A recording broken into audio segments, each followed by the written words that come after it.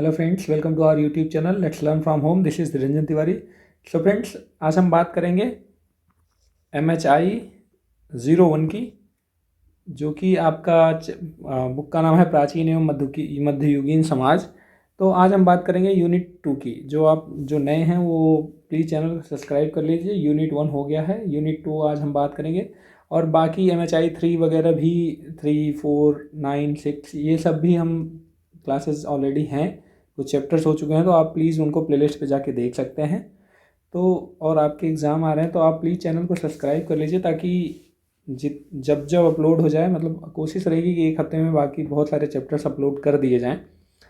तो ठीक है, और हम क्वेश्चन आंसर के अकॉर्डिंग ही इसको देखेंगे, ताकि पूरा का पूरा चैप्टर आसानी से कवर हो जाए। तो ठीक है, हम आज सेकेंड यूनिट करेंगे पशुपालक खानाबदोश।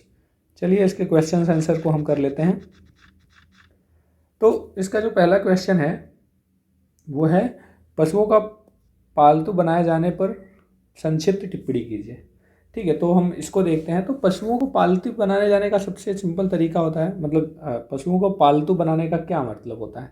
इसका अर्थ हुआ कि उनके प्राकृतिक आवास या उनका जो जंगल, मतलब जो आवास है, मतलब जंगल, उससे पकड़कर उन्हें एक स्थान पर रखा जाए और उनके ही भोजन और प्रजनन की जो व्यवस्था होती है वो किया जाए। तो ये होता है पशुओं को पालतू बनाना। हालांकि ऐसा नहीं है कि ये मतलब सडनली ऐसा हो गया कि अचानक से दिमाग में आया कि चलो पशुओं को पालतू बनाते हैं और ऐसा हो जाए।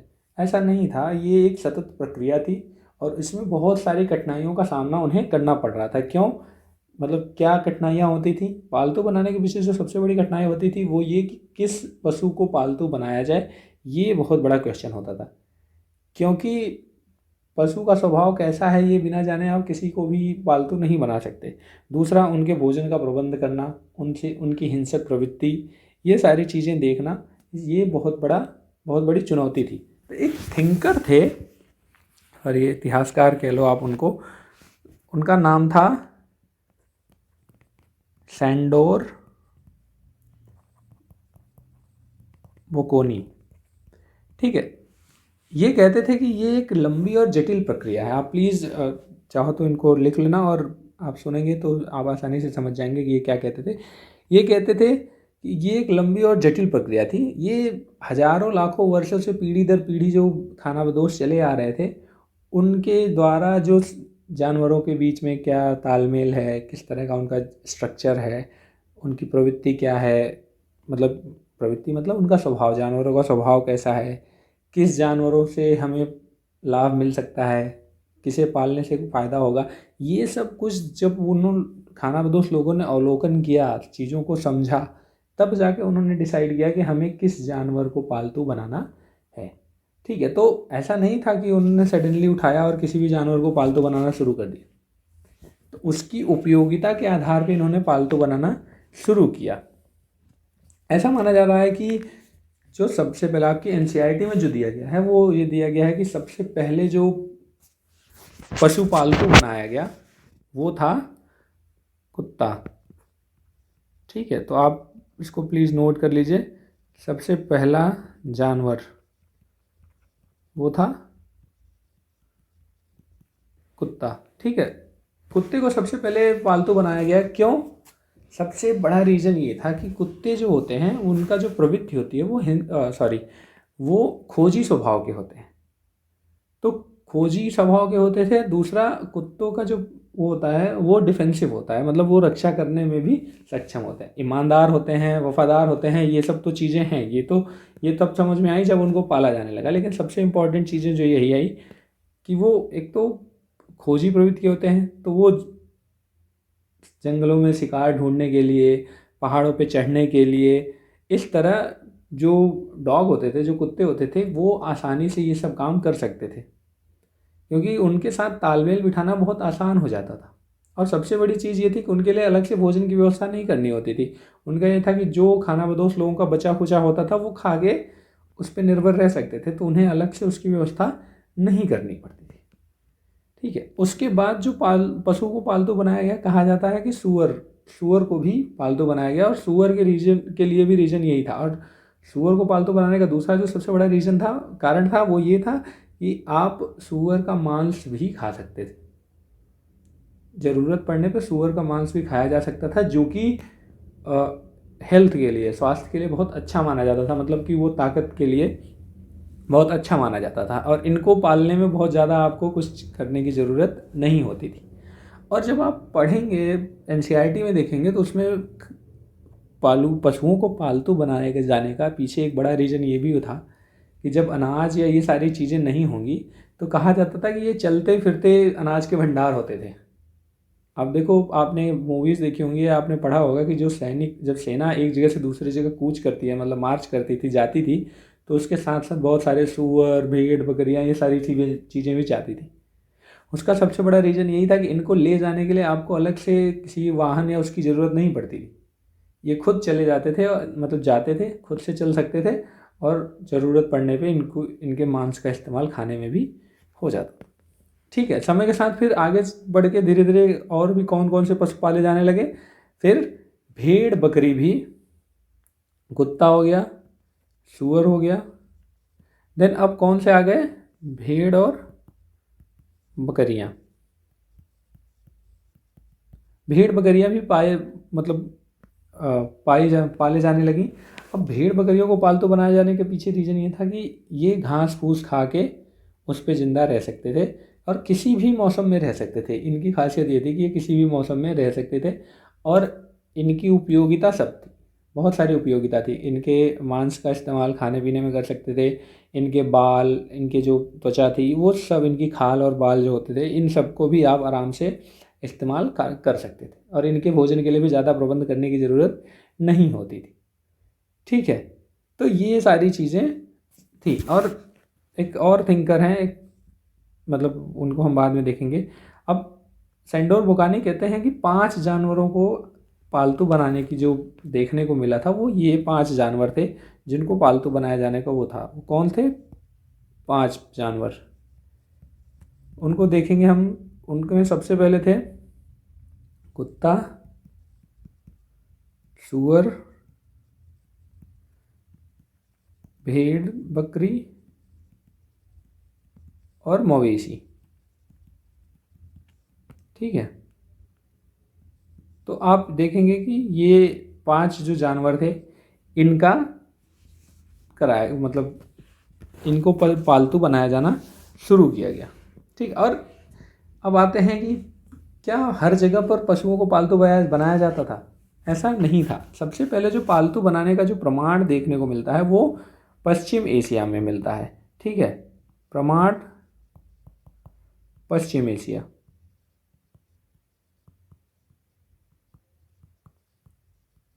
पश्चिम एशिया में सबसे शुरुआती जो प्रमाण थे वो देखने को मिलते हैं, और पशुओं को पालतू बनाना मतलब सीखा जा रहा था। ठीक है, तो ये इस तरह से आप देख सकते हैं। उसके बाद एक जो थिंकर थे वेंके, वो कहते हैं कि इस बात का प्रमाण मिलता है कि 6000 ईसा पूर्व से दक्षिण पश्चिम एशिया, मतलब जो एशिया था, यहाँ तक कि यूनान तक, वहाँ पे भेड़ बकरियों को पालने की संख्या, मतलब प्रमाण ज़्यादा मिलता है कि वहाँ पर भेड़ बकरियों को पाला जाना शुरू हुआ था। और उसका रीज़न ये था कि ये किसी भी, मतलब मैंने बताया था ना, कटीले पेड़ पौधे, झाड़ियाँ, यहाँ तक कि खूंट तक को भी खा लेते हैं। आप अपने यहाँ ही देखिए, आपके यहाँ भी भेड़ बकरियाँ चराने के लिए लोग आते हैं, तो वहाँ देखिए वो सब किसी भी जगह पर कुछ भी खा लेते हैं। तो इस तरह से इस किया है। अब बात आता है कि बाकी जानवरों को किस तरह से वो किया गया। तो जो बाकी जानवर थे उसमें सबसे पहले देखा गया गधा। जो गधे को पालतू बनाने का जो वो देखने को मिला, प्रमाण देखने को मिला, वो कहाँ पे मिल रहा था? मिस्र में, मिस्र से और पूर्वी सहारा।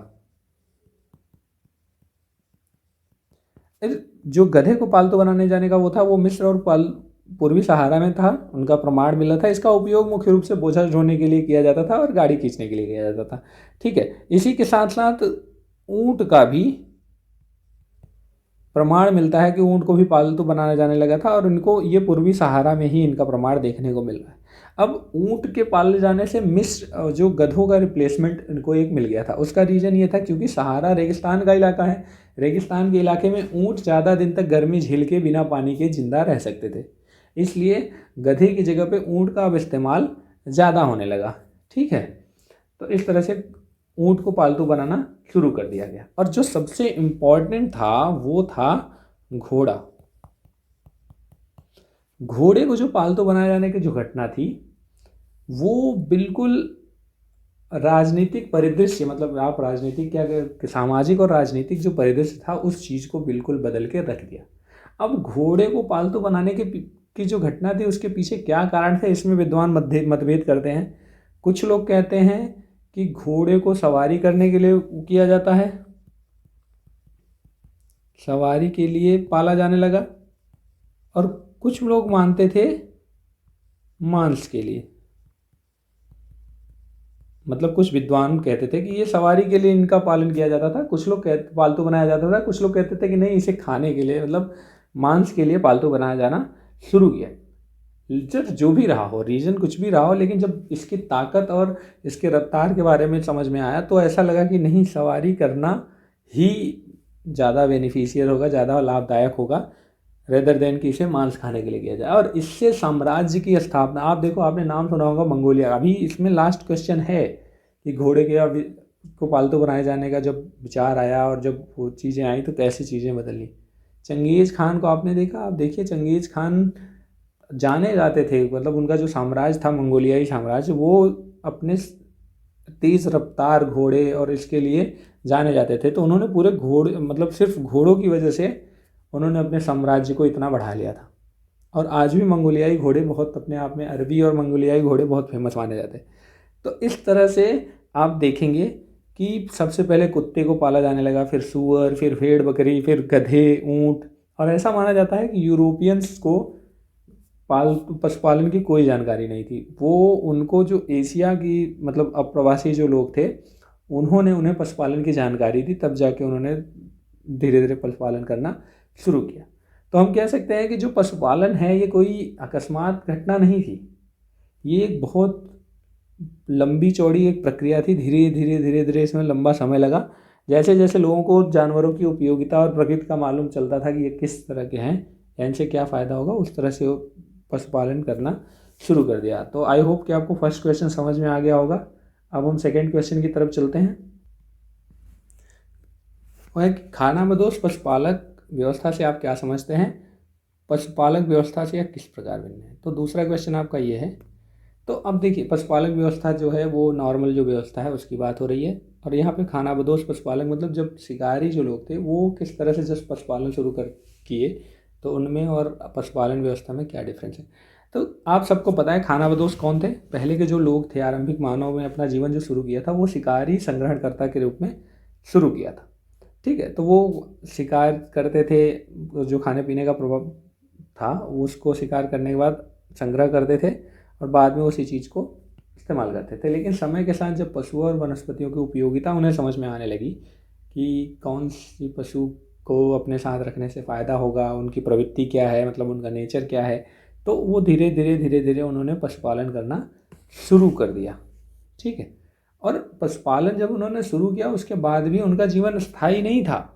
हम सेकंड क्वेश्चन को देख रहे हैं, उनका जीवन स्थायी नहीं था क्योंकि वो, उनका तो मकसद ही था घुमंतु प्रकार का, खानाबदोश थे वो। तो वो भोजन की तलाश में पशुओं के साथ ही इधर उधर विचरण करते थे। और अब जो विचरण होता था उसका एक बड़ा रीज़न था कि जो उनके पास पशु होते थे उसके लिए चारा चाहिए, तो चारा वगैरह की तलाश में वो घूमते रहते थे। ठीक है, देखिए मैं बहुत बहुत डायरेक्ट नहीं बता रहा, पर आज के समय में आप देखिए गड्डी बकरवाल और आपके यहाँ देखिए गडेरिए लोग आते हैं ना, जो चरवाहे होते हैं, तो आप देखिए वो अपने भेड़ बकरियों के साथ घूमते रहते हैं। ऐसा अब तो ये है कि उनका प्रॉपर घर होता है, लेकिन पहले के समय था कि वो भेड़ों बकरियों के साथ घूमते ही रहते थे, किसी भी खेत में बगीचे में रुक जाते थे, फिर आगे बढ़ते थे। तो वो मतलब सैकड़ों किलोमीटर तक सफ़र अपना करते थे। ठीक है, बट सिर्फ ये नहीं था कि चूँकि पशुपालन शुरू हुआ तो उनके जीवन में परिवर्तन तो आएगा। ठीक है, तो वो परिवर्तन भी आया। तो आप एक थिंकर हैं, आप देख लो, मतलब इतिहासकार थे या थे, उन्होंने, उनका नाम है दानी एवं जा पियर। ये कहते हैं कि खानाबदोश समूहों ने न केवल अपने बीच बल्कि मनुष्य और पशुओं के बीच भी संबंध स्थापित किया। जो साथ में लोग रहते थे वो सिर्फ अपने ही नहीं, अभी इन्होंने जानवरों के बीच में, क्योंकि ये इनका मेन काम अब ये होने लगा कि जानवरों के साथ रहे, तो जानवरों के साथ रहना शुरू कर दिया, तो उनके बीच भी एक संबंध स्थापित हो गया था। उन्होंने प्राकृतिक माहौल को अपने आप में पूरी तरह ढाल लिया था। ठीक है, तो मनुष्यों की जो पशुओं की जो संभावना थी या उनकी प्रकृति, उसके बारे में ये ज़्यादा वो करते थे। अब ये पशुपालकों, जो खानाबदोश पशुपालक थे, उनकी दो विशेषताओं के बारे में बात करते हैं। इनकी दो विशेषताएं कौन कौन सी थी? पहली विशेषता जो ये बताते हैं कि पशुपालन उनकी अर्थव्यवस्था का प्रमुख आधार था। क्या था? पशुपालन अर्थव्यवस्था का प्रमुख आधार। ठीक है, क्योंकि चूंकि इनके पास और कुछ अब था नहीं, तो इनकी अर्थव्यवस्था का जो भी आधार था वो पशुपालन ही था। पशुओं से मिलने वाले जो सामान थे वो दूसरे कबीलों को लोगों को देते थे, दूसरे लोगों को दे देते थे और अपने ज़रूरत की चीज़ें उनसे लेते थे। तो सारा आधार इनका पशुपालन ही था। ठीक है, और उसके बाद जो दूसरा था, ये खेतिहर के स्थानगत जीवन के विपरीत थे। मतलब एक जगह से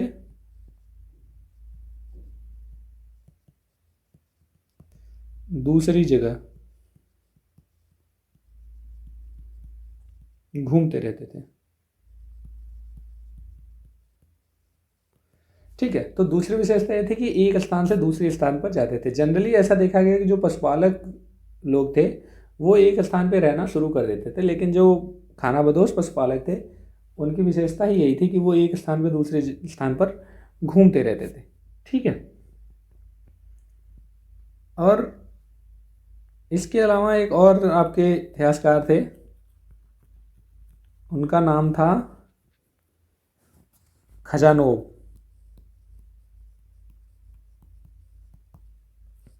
अब खजानोव जो थे,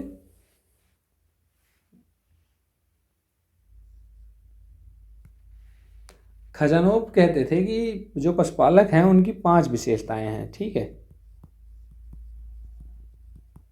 5 विशेषता उनकी है। ये 5 विशेषता के बारे में बताते हैं। सबसे पहले वही आर्थिक क्रियाकलाप,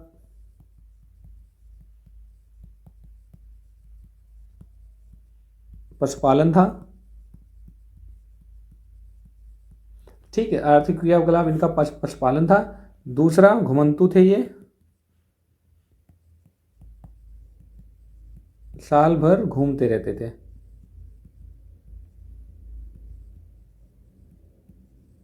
चारागाह की तलाश में साल भर घूमते रहते थे। ठीक है, तो इस तरह को आपको देखने की जरूरत है। दूसरा ये था, तीसरा जो इनकी विशेषता थी कि ये कभी कभी ऐसा होता था कि एक विशिष्ट क्षेत्र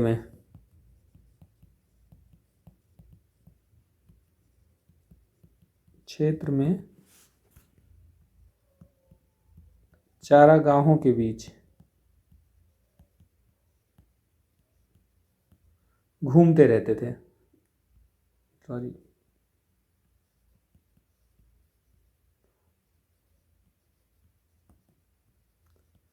मतलब कि एक जैसे मान लीजिए कि भारत में, अब जैसे मैं एग्जांपल बता रहा हूँ, जो गड्डी बकरवाल हैं जम्मू कश्मीर और हिमाचल के, ये क्या करते हैं, जब ये रहते तो पहाड़ों पे हैं, लेकिन जब बर्फ़ पड़ती है तो वो वहाँ से शिफ्ट के होके नीचे शिवालिक के नीचे इलाकों में आ जाते हैं जहाँ पर चारागाह होता है। फिर जब बर्फ़ हटती है तो वहाँ पे घास आ जाती है, तो ये वापस फिर चले जाते हैं। तो एक ही विशिष्ट क्षेत्र में ही चारागाहों के बीच में आप ये घूमते रहते हैं, बहुत दूर दूर तक नहीं जाते, लेकिन वहीं शिफ्ट होते रहते हैं। तो वो कहते हैं तीसरी विशेषता इनकी ये थी। ठीक है, चौथी विशेषता जो वो बताते हैं वो ये बताते हैं कि सभी लोग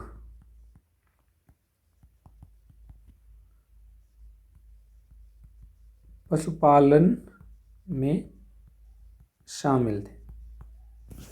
मतलब कि जो परिवार के जितने भी सदस्य हैं सबका यही काम होता था कि वो पशुपालन में लगे रहते थे। आप देखिए जनरली परिवार के सारे सदस्य, जब आप किसी गड़ेरिए या उनको देखिए तो वो पूरे परिवार के साथ रहते हैं, उनका पूरा परिवार साथ में चलता है। तो चौथी विशेषता ये कहते हैं।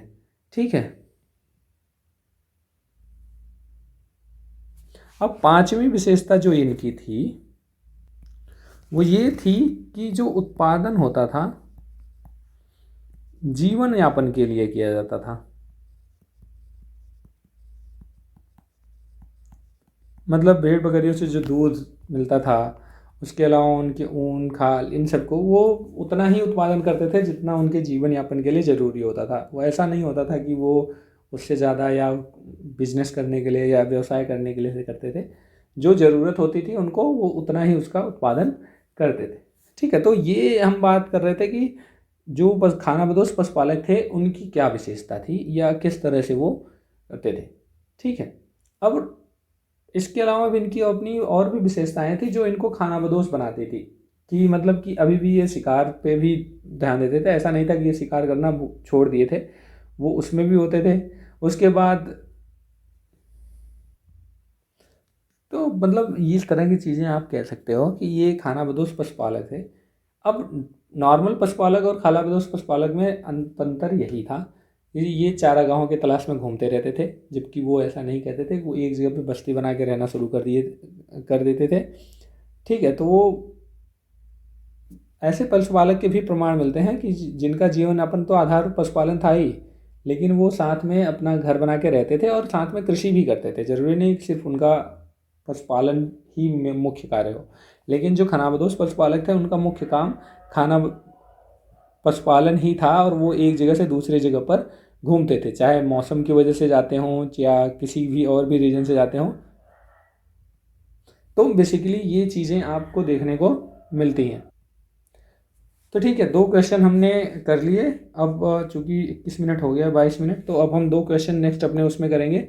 तो आपका ये हो गया है। अगले पार्ट में हम देखेंगे कि पशुपालक खानाबदोश समूह में घोड़े का क्या महत्व था और इनकी अर्थव्यवस्था कैसी थी। ठीक है, तो प्लीज़ आप चैनल को सब्सक्राइब कर लीजिएगा और अगर कोई प्रॉब्लम है तो आप पूछ सकते हैं। Thank you so much, keep watching.